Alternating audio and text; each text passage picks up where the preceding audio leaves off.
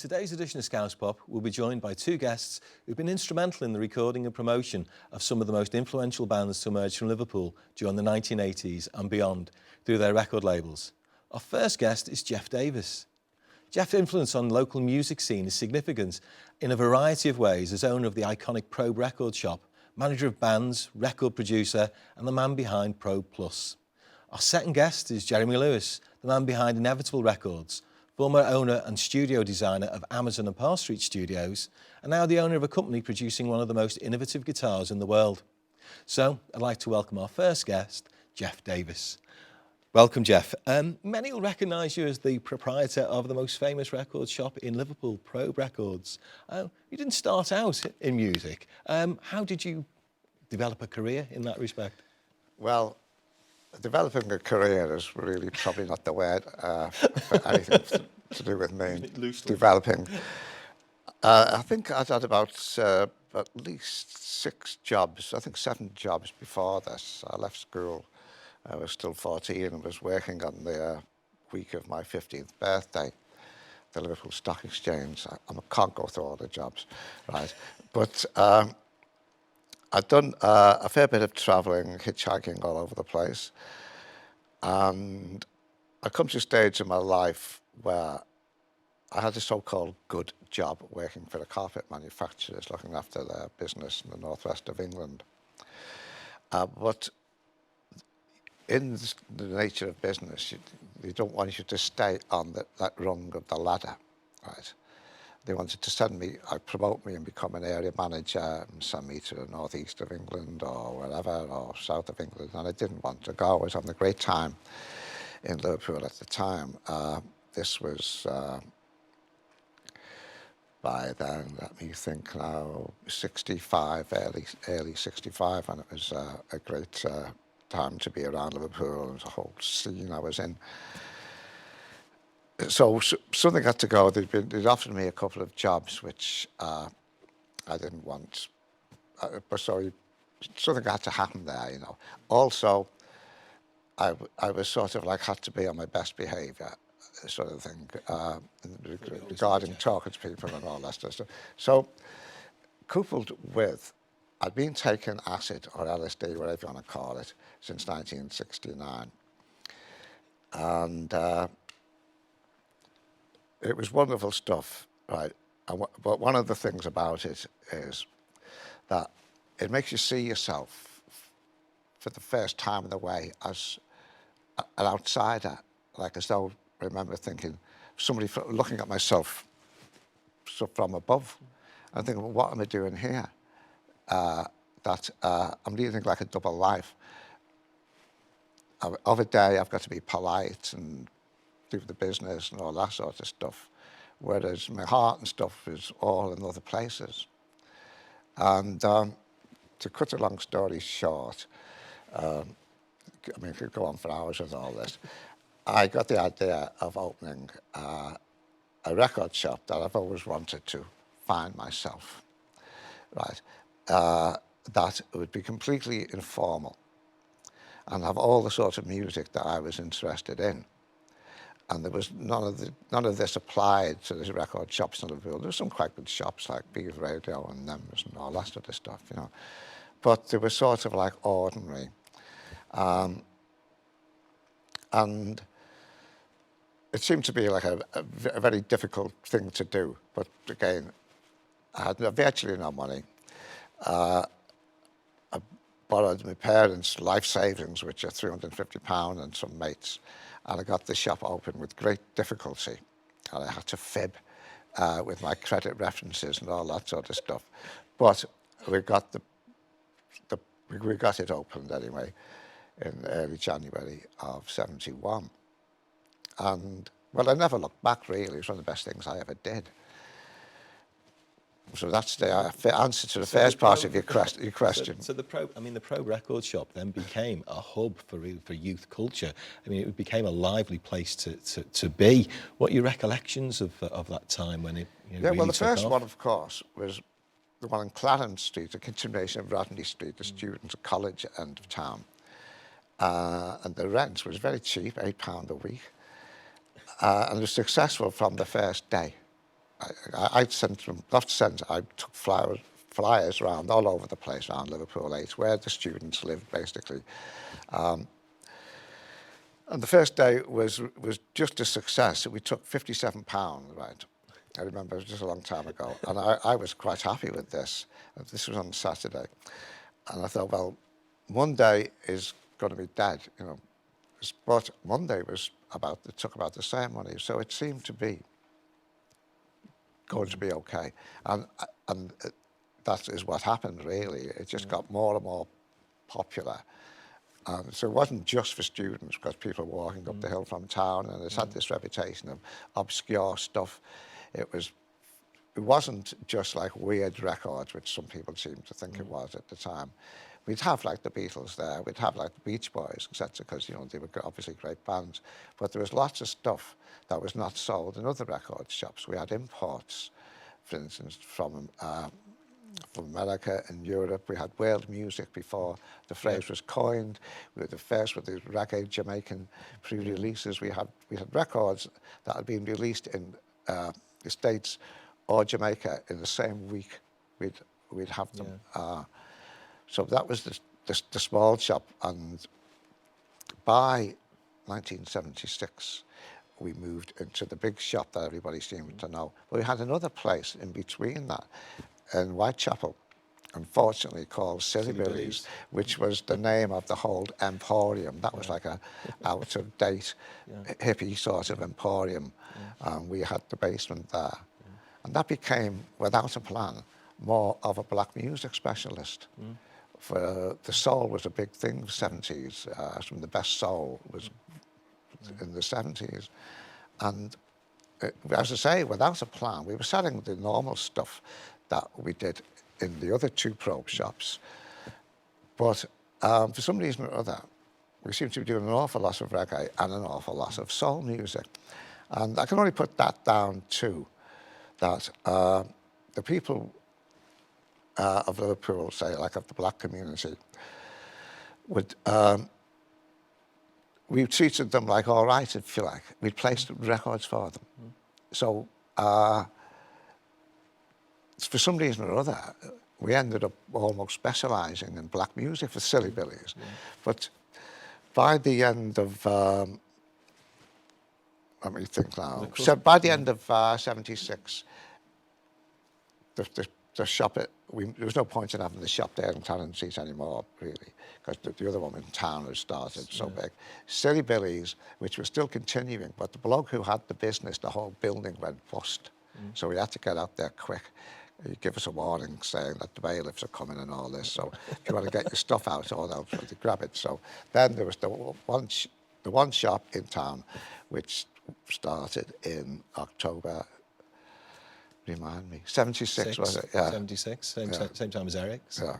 So ask me another. So it was Eric's in the evening, and it was Probe Records during the day. I mean, you had some lively staff in there as well. Could you tell us about maybe one or two of the characters in there? Well, I've always had staff who were not people who would be in shops, say, working in the shop, right? The one in Clarence Street was a real hippie fella, you know. And the whole attitude was, I think, always friendly. We'd always play records for people. But also, nearly everybody was a character, right? There was Paul Rutherford working there, and Pete Burns, and quite a few gay people around, sort of stuff. And we were all like, everybody was comfortable with all this sort of thing, really. Pete Wiley worked there on Saturday. Gary Dwyer as a bouncer. Gary Dwyer as a bouncer, yes. The gentle giant who was useless. He was too nice. Well, because, I mean... Well, there's a bouncer. We'll have to talk about bouncer, right? Because you think a sharper bouncer. The reason why was it got so packed in the shop in town on a Saturday, right? So you'd get all factions coming in. You used to get people coming from the boat in Dublin, for instance. They had to be waiting on the steps for us when we come at 8:30, 9. People from all of Lancashire were there, North Wales, because selling all of these punk and weird singles. And then there was sort of like Skinner types there who were glowering at the young Rastas. There was the punks. So there was sometimes I sort of like not slightly worrying atmosphere with these factions, and some of them were there for the day. Right? They'd be sitting under the racks, the record racks, and people were coming up the steps and couldn't get in, right, because the place was full. So we had to do something about it, like get a flow here or something like that. So we asked Gary, because he was a big lad, right? But I remember looking at this vestibule area as you come up the steps, you know what I mean. And then, like, there's Gary stood there watching all these people just coming in, you know. And I said, well, look, I went to Gary, you know, look, these have been here all day. You'll have to ask them, to, you know, to move around a bit and all this sort of stuff. So I think Gary lasted a couple of weeks, but he was just too nice. So you ended up actually trying to throw customers out rather than enticing them in, really? Well, yeah, I mean, some of them, there was an element of the skinheads, you know, who just were nice, shall we say. So, all right. Well, looking back on it, right, it was like no other record shop. So, which was fine, really, because this is almost a plan, because I wanted completely informal a record shop. So, if anybody sees doing something there. I think we're just coming to the end of this particular part, Geoff, so we'll pick up in part 2 when we'll be looking at your career as a music producer and a record label with Pro Plus. You've got a bit of the idea there, haven't you, really?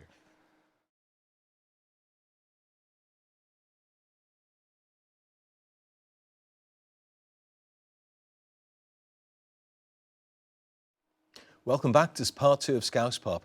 We'll be discussing how our guest, Geoff Davis, started his own Pro Plus record label in the 1980s. So, Geoff, you know, you've got a really good record shop going there, very popular record shop. And then you've gone from that, you decide to set up your own label.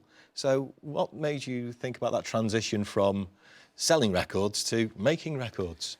Well, I think the first part of that was I was invited by Rough Trade. We were their biggest customer. Rough Trade Records, who were they were a label, of course, a label, and they were a distributor.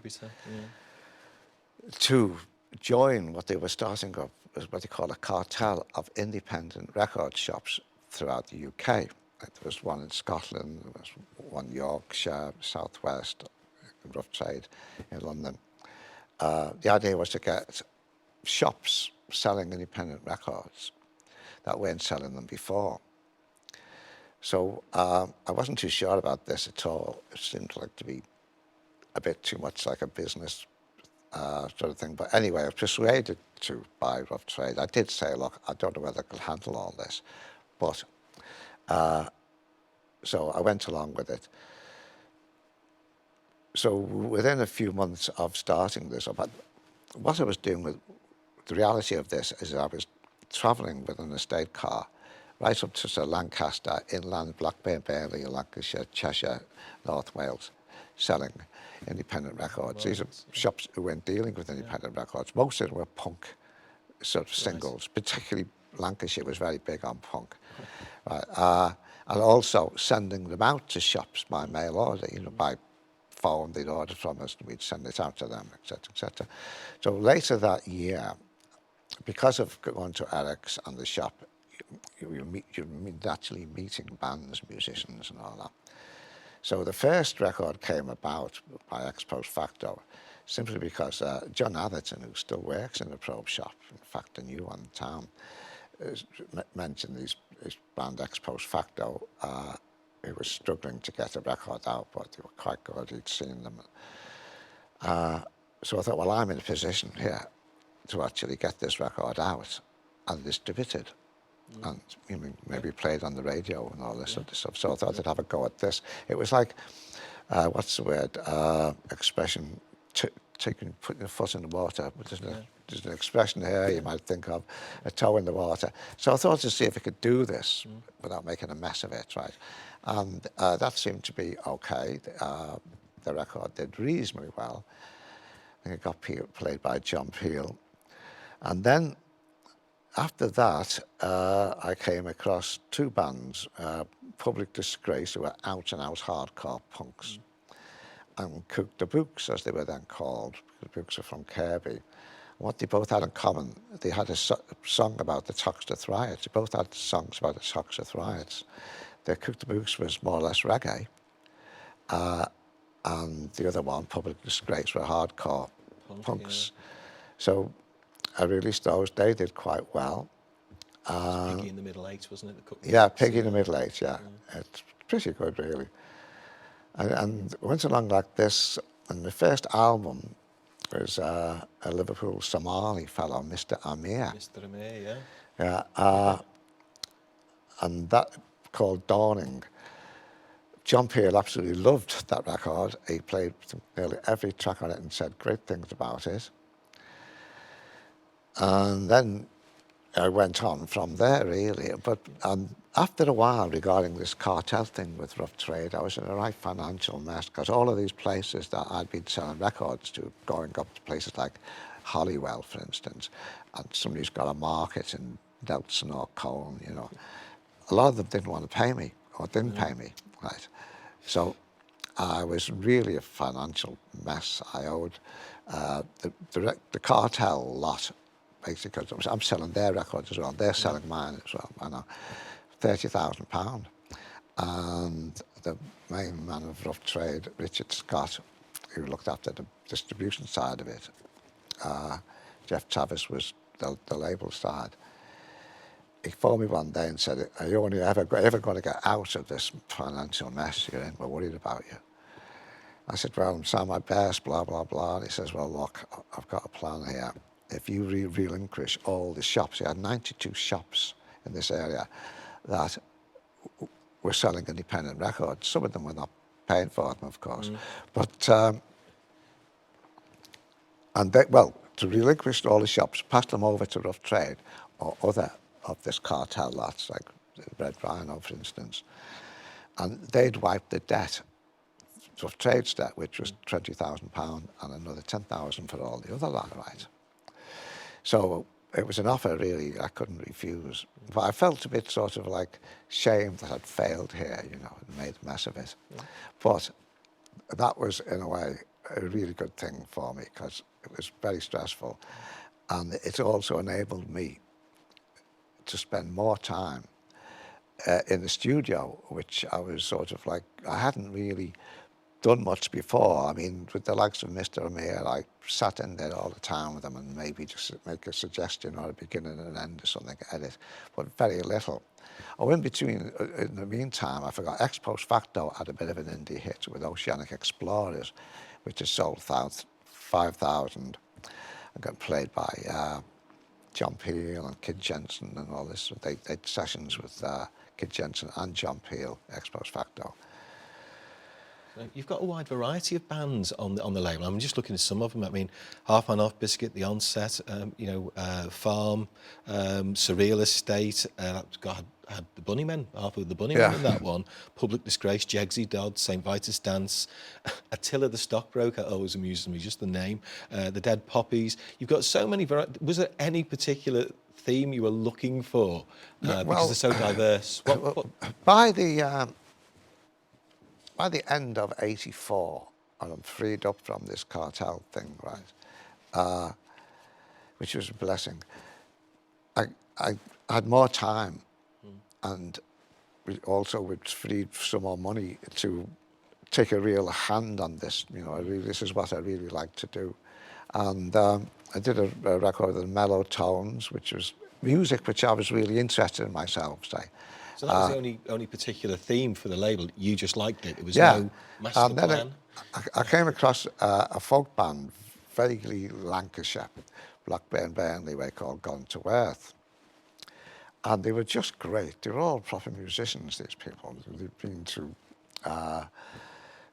let me think now, one of them had been in the Stockport Symphony Orchestra, and they could all play like mad. But they needed, I think, I could see something in them other than just what they were doing, sort of thing. They were playing traditional jigs and reels, Irish jigs and reels and all that sort of stuff, acoustically. They didn't have a lead guitar, but we started to record them. And there was one song there you'll hear, if you've ever heard the first Gone to Earth 12-inch, right? And it was so fast, this fiddle he was doing, it was, and I remember thinking, God, this is like punk, the speed of it and all that. And I suggested like a punk guitar, and I didn't even have electric guitar. So, to cut the long story short, Tudor from Public Disgrace, who's like just a whiz with, right? We got him because we brought his guitar down. The idea was that he'd bring his guitar down and his amp, and the fellow, the guitarist from Gone to Earth, could play it. But he was too much of like a musician, you know, like he just couldn't come up with it. So I was hoping that somebody would say this, and it was Sam, right, who was now sort of a partner with producing and looking after bands. Sam Davis of Deaf School, who was Eric Shark in Deaf School. So I think it was Sam says, why don't we just let Tudor do it? So we looked at the rest of the band, and they all said, yeah, go ahead. So Tudor just comes in with all this stuff, you know, like Ramon stuff and Damned and all that. And it just worked. Everybody was like aghast at it, really. It was just great. So anyway, then I'm starting to take a real hand. We did another, like a mini album with them, recorded live in Radio Merseyside, all in one go. And then the album. And by now, of course, let's not forget Half and the Biscuits come along. Absolutely, just having to hold that one up. This, I mean, this sold 1 or 2 copies. I mean, they became a real iconic band for the label. I mean, how did your involvement with them come about? Well, Nigel and Neil just came up the stairs to see me above the Probe shop in the offices of Probe Plus with a cassette. And I've said this an awful lot, really. I looked at the titles and said, well, if it's half as good as the titles, I'm quite interested, but I'm not going to play it now in front of you, you know. So I took it home. And on the way home, we were driving home, and I put on the track. The first track was God Gave Us Life, yeah. And it comes to the line vaguely, God gave us life so we could take sweet, soft, strange men who wanted to take us to the woods and stoke non-existent puppies. Right, that's more, that's, I maybe got that wrong, a little bit wrong, but that's about it. And I remember saying to my then wife, Annie, I said, have I heard right here? And she said, I think so, yeah. I said, bloody hell. And I said, I'm doing it.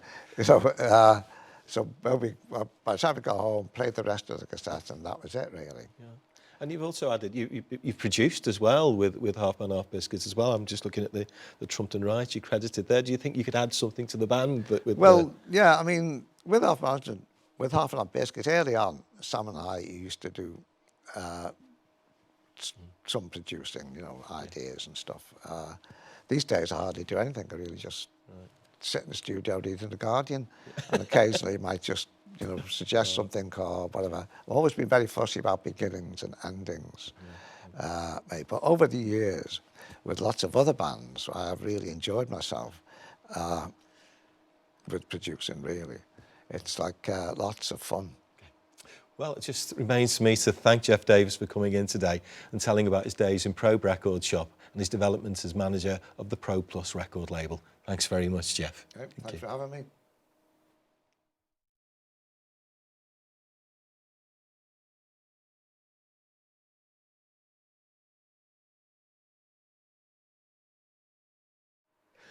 Welcome back to part 3, and our second guest on today's show is Jeremy Lewis. Jeremy's influence on the Liverpool music scene has been evident as the founder of Amazon Studios, Far Street Studios, and as co-owner of Inevitable Records, and more recently as a manufacturer of a range of top-quality, innovative guitars. So, Jeremy, welcome to Scouse Pop. Nice to be here. It's great to have you on. Jeremy, just going right back, how did you actually start out in music? Was it through the studio route? Well, no. Well, yeah. I mean, I was in a band or bands, and if you want to hear this story, I mean, basically, what happened was there was a band in Liverpool called Ibix or Ibis or something like that. You might know them. The lead singer was Freddie Mercury. The guitarist was a guy called Mike Burson, That split up. Freddie went off back to, where he lived down south, somewhere near London. Mike and I got together and formed a band. And basically, we started doing some demos. Because Mike knew Queen and Ken Testy, who was sort of, Eric, the guy from Eric's, also knew them. We ended up going down there. We hung around with them. We basically ended up gigging with them. And then our bass player had an unfortunate episode and ended up in hospital with a drugs overdose, very rock and roll. Ken took over as bass player, so Brian lent him his bass. And then Freddie decided to get us a record deal. So there we were in London. Freddie went to CBS, they turned us down. Then he went to his label, which was EMI. The chairman of EMI took a liking to us and wanted us to sign basically with EMI Records. Now at that point, to answer your question, I basically decided that we weren't good enough. I mean, we were watching Queen, we were playing with Queen, we were hanging out with them, and quite frankly, they were amazing, and we weren't, as far as I was concerned. So I had a kind of crossroads in front of me, and I decided to go down the studio route. Already done a 4-track studio at home. Deaf School had recorded there. Big in Japan had recorded there. Was enjoying that. So I kind of split up the band, to be honest with you, at that point, because of Freddie really getting us that deal. And went into the recording side. And the usual story, sell your car, borrow some money, took over the assets of a sort of failing studio on the outskirts of nowhere, basically in Simmonswood near Kirby. And started from there. Didn't have a clue what we were doing, of course. So Freddie Mercury changed your life? He did, really, yeah. It was down to Freddie. I mean, it was very nice of him to do that for us. I mean, they were great, great guys. I mean, he lent us the bass.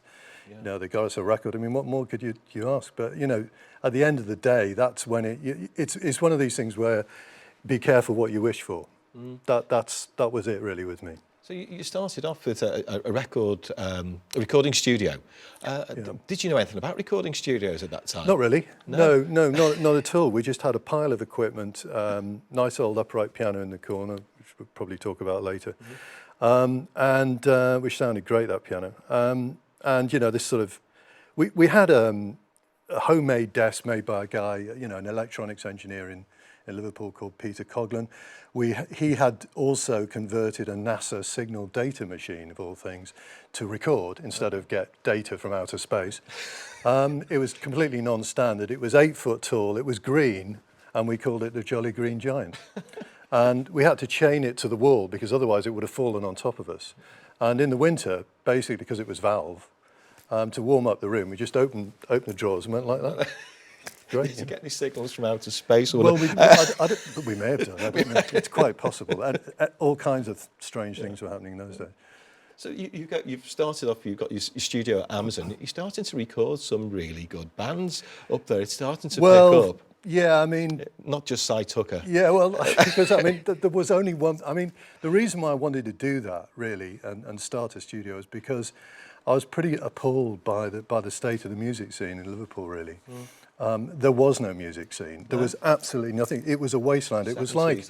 It was really the backlash of the 60s going on. And I really had this idea to try and do something about it, at least from my end, through recording and providing facilities. And really, for the first two years or 3 years or so, really, it was just Cy Tucker and the Friars, and people like that coming in, and Jerry Marsden and the Searchers and all the comedians. We did Bill Shankly, and people like that. I mean, all doing monologues, and the Liverpool football team. We did all these sort of people, but we weren't really doing any sort of innovative music. But that did come. Things did start to change because at the time that we were sort of getting our feet under the table, there was this movement, as you know, going on in Liverpool with all these other acts and people playing in cellars and getting together, and something was happening. And of course, you sort of start to tap into that type of area and start off with Inevitable Records with Pete Fulwell. I mean, Pete Fulwell, who was at Eric's Club with Ken Testy, our old bass player, basically came to me and said, look, let's start a label. I said, well, that sounds like a good idea. So we started preparing to start this label. That is until we got a call from Tony Wilson over in Manchester, who'd booked a hotel room, and he'd called us all formally to this meeting. And the meeting basically was myself, Pete Fulwell, Roger Eagle from Eric's, Tony, I think Martin Hannett, the producer, Joy Division's producer, was there, and so on. And he said, well, look, I've got Joy Division, you've got, Pete Wiley, Wahi, Dead or Alive. We had China a few. Crisis They were later on. They were a bit later on. We had a few other acts, and but then Pete piped up and said, well, actually, we've got all these acts that we're going through, Eric's at the time, and we've got a list of them here. So we've got, Elvis Costello, Buzz Cox, The Clash, Joy Division, Ramones, Sex Pistols, Susie and the Banshees, The Stranglers, Ultravox, Wyatt, and so it goes on. New Order, Orchestra Manoeuvres, U2, Mick Hucknall. Now, all of these bands were going through Eric's. Now, a lot of, probably 50% of the names that I just mentioned were unsigned. So Pete's idea was to offer the label to those acts. So Tony said, well, let's do a Northwest label and take on the London labels. And we had Joy Division. So basically, we could have had, if some of those acts that were unsigned at the time would have come with us, and maybe some would, who knows, we could have had this amazing label. But basically, we sat in that room, load of egos, and we couldn't agree on the name. I mean, Tony wanted to call it Factory. We wanted to call it Inevitable. So we said, well, Inevitable Factory, Factory Inevitable. Then it just all blew up. Everyone got the hump and walked off, and that was it. He did Factory and we did Inevitable. So I have to chuckle at that, but you're thinking about some of the iconic bands, that what could have happened. Oh, it's just unbelievable. So it's one of those points in time, no one was signed. No. And here was a label willing to sign people and do something.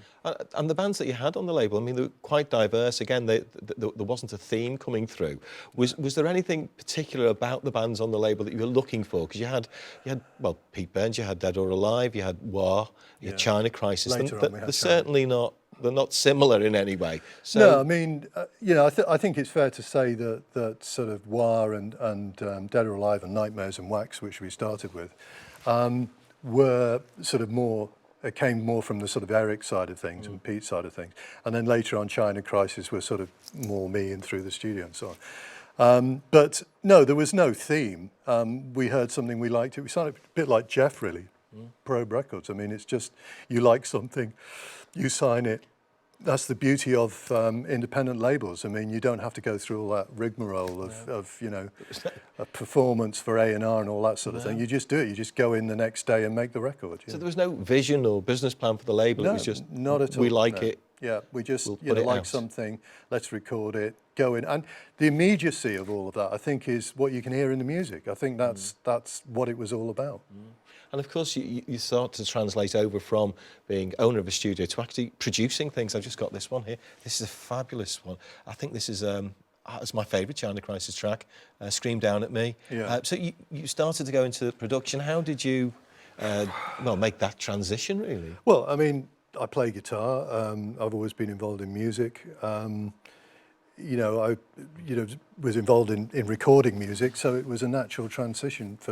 The problem really with me was that I didn't really have the time to take a production career seriously. Labels, studios, all the rest of it. I would have had to sort of really concentrated on that. So I did some production. I ended up, producing a few artists and mixing some. I even ended up mixing a Black Sabbath album, and working with them. That's interesting. Just really almost by accident. So I think all sorts of strange things happened, but I enjoyed it. But I didn't give enough time to it, I think. And the label starts to do well because again, you think of the artists that you had on the label. So, was there any point you thought about selling it out completely? And well, yeah. I mean what had happened was that Pete had taken Wiley and War over to Warner Brothers and done the big record deal. I wanted to take a different route and realised that we couldn't really finance it. It's a bit like Geoff said, you need some money to finance, and he found some money from ASOS and financed it to get it going properly. We needed to do the same, really, but the only route for us was through the major labels. So we went and saw a few, and we ended up with Virgin. So we sat down with Virgin to do the label deal for Inevitable, which very nearly didn't happen because we discovered that Branson didn't have any money, basically, to sign us. Right, because it's interesting because this one's actually got Inevitable Records and Virgin on the same one. Yeah. So this was obviously a transition. Yeah, that was a transition, yeah. Should I keep hold of that then, Jeremy? Yeah, I think that's probably going to be worth some money. The originals of African and White and stuff like that are probably, vinyl probably will end up being worth some money, especially on Inevitable Records, the original. There was a release before Virgin. Right. That's the one that would be valuable. That's going to be. Yeah. Well, we're going to come back in part 4 and talk a little bit more about some of the other things that you've done in music and have a look at your new range of guitars. Yeah, great. Okay, thank you. Okay, thanks.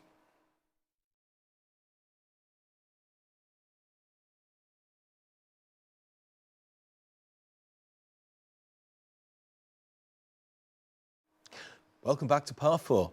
On this edition of Scouse Pop, we're talking to Jeremy Lewis, co-founder of Inevitable Records, Amazon Studios and Parr Street Studios. So, Jeremy, going back to your studio involvement, before we move on to Parr Street, could you tell us about some of the most noticeable things that happened to you at Amazon? Well, I think I mentioned that I ended up working with Black Sabbath by accident in, I think it was 1989. And I've got to say that probably at the time, it was just like a job, for me at the time, because they'd made a bit of a pig's ear of the mix. And when they left, and they were a bit disappointed, this was Tony Iommi and Cozy Powell. When they left, I got hold of the tapes and kind of sorted it all out and then sent them a cassette. And they went, wow, it's fantastic. Come back in the studio with us and mix this and do this and blah, blah, blah.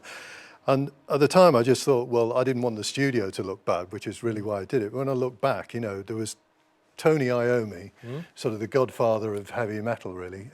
Cozy Powell, probably one of the most iconic drummers of the 70s, really, and the 80s. And Brian May was doing had done a solo on one of the, And so I was thinking, my God, I was working with these people. And then, of course, hairs on the back of the neck time, well, being in the room when they were mixing, say, Hull of the Moon by the Waterboys stands out for me. I don't know why, but it just does. But I think the moment has got to be when EMI sent up all the Beatles back catalogue in multi-track for us to copy. So basically, you'd be sitting there, you'd put on the tape, go like that with the faders, and then John Lennon would perk up and say, all right, 1, 2, I am me, or something, I am the walrus or something. And you're actually mixing the Beatles out of Abbey Road. We weren't supposed to be mixing the Beatles, I might say. We're supposed to be copying the Beatles to another format because we had all these different formats. But that wasn't a session, but that was really quite extraordinary because we got to hear the multi-tracks and actually mix them and mess around with them and solo all the Beatles on the desk. Unbelievable. What could you say? I don't think it gets any better than that, No, it doesn't get any better than that, really. We should stop the interview right now. Yeah. So, moving from Amazon to Parr Street, why did that move happen? Was that an inevitable? Well, yeah, it was. I mean, we were, where we were. I mean, we were right out on the sticks. Now, my partner at the time was Tony Smith he managed Genesis and Phil Collins, etc. And I said to him, look, we've really, one way or another, we've got to move into the centre of Liverpool because we can't, this is too ridiculous, we can't. And I had this vision to do this sort of mega studio with 4 studios, restaurant and bar, a hotel, 12 suites hotel. And then the top floor, we were going to do this thing with the offices for like-minded people. Originally, the studios were going to be in the Royal Institution in Colquitt Street. The council gave us a grant of about 250,000 all in to help us with that.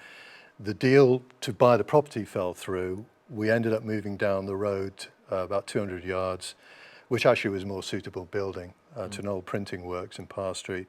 And we moved Amazon there, but unfortunately the council reneged on their grant, which kind of scuppered, partly scuppered the project from the beginning.